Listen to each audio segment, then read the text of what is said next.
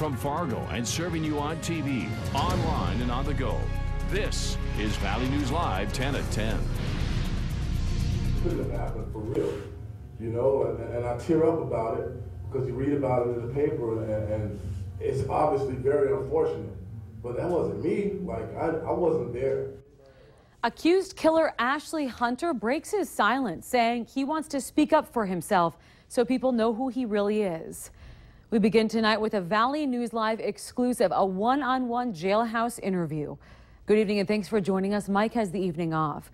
Police say Ashley Hunter turned himself in while he was high on meth after he allegedly killed 2 people in June. His friend, 45-year-old Clarence Flowers, and a former NDSU student who had no connection to Hunter, 24-year-old Samuel Trout. Hunter tells us tonight that he doesn't remember either of the attacks, and he says he wouldn't ever hurt anyone. Valley News Team's crime and safety reporter Nicole Johnson sat down with Hunter tonight and has this exclusive story.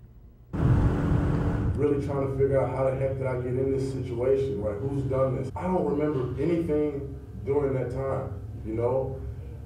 Only thing I remember is being scared to death.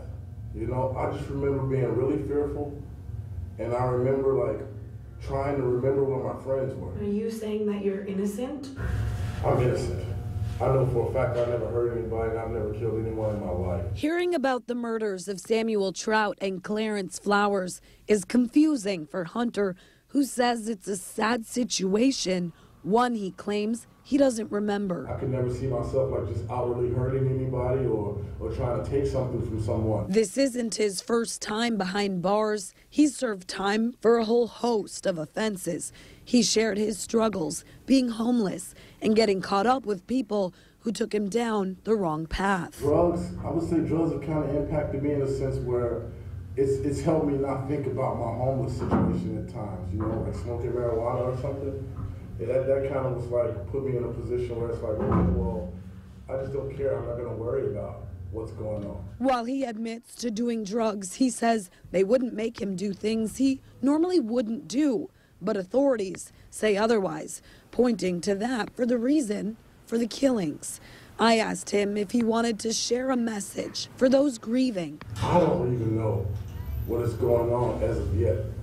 My attorney, he's really been helping me out, but he's scaring me more than anything because I don't understand who they're talking about or this situation to 100%. I don't understand, you know. But as far as talking to people out there, I mean, I don't really know what I would say. I would just, you know, say they'd have to know me on a personal level. As far as Hunter's next step, he's unsure of what to do. But while he's in jail, he says he's fine, able to get his medication, and has a place to sleep. Nicole Johnson, Valley News Live. Hunter is facing 2 counts of murder and 1 count of arson. Currently, he's pleading not guilty. He will be back in court next month.